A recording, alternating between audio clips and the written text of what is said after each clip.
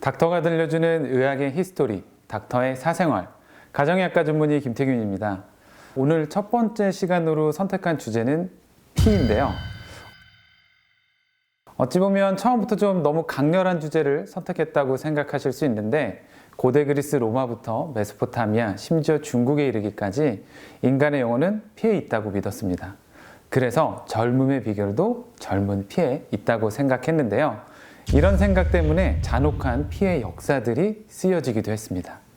때는 1611년 헝가리 제국의 왕이 바토리 에르즈베트 부인에게 종신 금고형을 선고했다는 역사적인 기록도 있는데요. 에르즈베트 부인은 전쟁에서 사망한 남편의 재산을 상속받아 헝가리 최고의 부자였다고 합니다. 그런데 이렇게 무지막지한 돈과 막강한 권력을 가진 그녀에게 극형이 내려진 이유는 뭘까요? 그녀의 제목은 10년간 612명의 젊은 여성을 살인한 죄입니다. 그렇다면 이 여자는 도대체 왜 젊은 여성만을 골라서 살해를 했을까요? 그 이유는 자신의 젊음과 미모를 유지하기 위해 젊은 여성의 피를 욕조에 받아서 목욕을 하거나 심지어 먹기까지 했다고 합니다. 정말 듣기만 해도 무시무시한데요. 우리나라에도 아주 오랫동안 천수를 누린 한 재벌 총수가 한 달에 한 번씩 젊은 피, 그것도 어린 처녀의 피를 수혈했다는 소문도 있습니다. 말도 안 되는 괴담같이 들리겠지만 최근 들어 의학계는 이런 이야기가 허무맹랑한 이야기만은 아니라는 걸 증명하고 있는데요. 실제로 과학자들 사이에서 젊은 피의 수혈이 수명 연장에 도움이 된다는 연구 논문들도 속속들이 발표되고 있습니다. 그러나 수혈의 의학적인 목적은 과다출혈로 인해 사망하는 환자를 살리는 거였습니다. 최초로 수혈 실험에 성공한 의사는 1666년 리처드 로어라고 하는 영국의 내과 의사였는데요. 그런데 로어가 한 실험은 사람이 아닌 개를 대상으로 한 수혈이었습니다.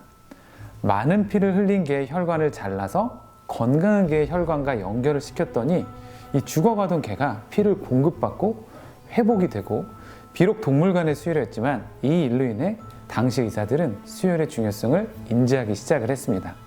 자, 동물 간의 실험이 성공을 했으니까 그럼 의사들이 이제 해야 할 일은 사람으로 넘어갔는데요. 하지만 멀쩡한 사람의 피를 뽑아서 다른 사람에게 넣어준다? 이건 사실 그 당시에 불가능했습니다. 당시에는 사람의 피를 뽑는다? 이건 마치 흡혈귀 같은 짓이라고 생각을 했기 때문입니다. 그래서 사람에게 동물의 피를 수혈하는 시도를 시작했습니다. 때는 바야흐로 1667년 6월 15일 프랑스 루이 14세의 주치의였던 장 바티스트 드니에 의해 처음으로 이뤄졌는데요. 드니는 고열에 시달리던 15세 소년의 정맥에 양의 피를 수혈했습니다. 어떻게 됐을까요? 사실 우리가 아는 상식에서는 이 소년은 죽어야 어찌 보면 정상이라고 생각할 수 있는데, 하지만 수혈 후에도 소년은 살아남았습니다. 지금의 의학적인 소견으로 예상을 해보면 수혈한 혈액의 양이 매우 적었을 수도 있고요. 혹은 이 소년이 알레르기 반응을 이겨낸 특이한 케이스가 아니었을까 생각해 볼 수 있는데요. 그런데 그 당시에는 그런 생각을 못 했겠죠. 양의 피를 사람한테 수혈했는데 사람이 살아남네? 드니는 그 이후에 더 활발하게 수혈 치료를 시도했습니다. 거리에 있는 불량자들을 데려다가 동물과 사람 간의 수혈을 무지막지하게 열심히 실험을 했는데요. 그런데 문제는 처음 양의 피를 수혈받은 소년처럼 모두가 다 괜찮은 게 아니었습니다. 대부분의 환자들은 수혈 후에 여지없이 사망했는데요. 수혈을 하는 족족 사람들이 죽어나가니까 1668년 영국과 프랑스, 이탈리아에서는 수혈을 법으로 금지시켰습니다. 그로부터 100년 넘게 금지됐던 수혈을 다시 부활시킨 사람이 있는데요. 19세기 초 영국의 제임스 브룬텔이라는 산부인과 의사입니다. 당시 출산을 하다가 과다출혈로 죽는 사람을 너무 많이 본 그는 수혈을 시도하기 시작을 했는데요. 그런데 이때의 수혈은 드디어 동물의 피가 아닌 사람의 피였습니다. 문제는 19세기 초에는 사람마다 혈액형이 있다는 인식이 없었을 때라 처음에는 여러 사람들의 피를 조금씩 뽑아서 섞어서 줬습니다. 그랬더니 호전되는가 싶더니 사망을 해버리게 된 건데, 이거 뭔가 잘하면 성공할 수도 있을 것 같은데 이게 뭔가 너무 엄청나게 아쉬웠다고 합니다. 그래서 10년 동안 11명한테 수혈을 시도를 했는데 그런데 이 중 5명은 실제로 살아난 거죠. 정말 운이 좋았던 건데 하지만 11명 중에 6명이 사망을 했으니까 엄밀히 따지자면 56%의 사망률을 기록했고요. 사람을 살리려고 했던 수혈치고는 치사율이 엄청나게 높았습니다.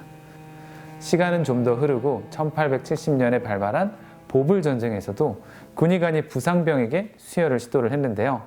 피를 많이 흘려서 사망에 이른 부상자의 정맥과 공여자의 동맥을 연결해서 수혈요법을 시행했습니다.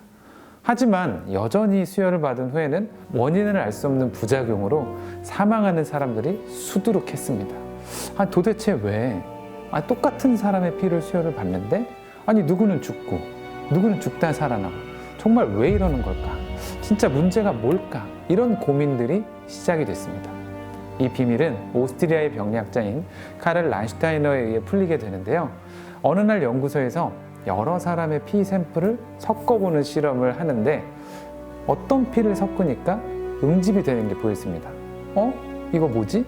혹시 아픈 사람의 피가 섞이면 서로 굳는 건가? 이런 생각을 하면서 건강한 사람의 피를 또 섞어보기 시작을 했습니다.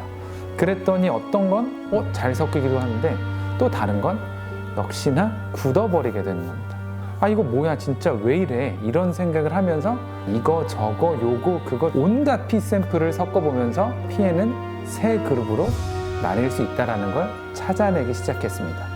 이게 바로 우리가 알고 있는 ABO식 혈액형입니다.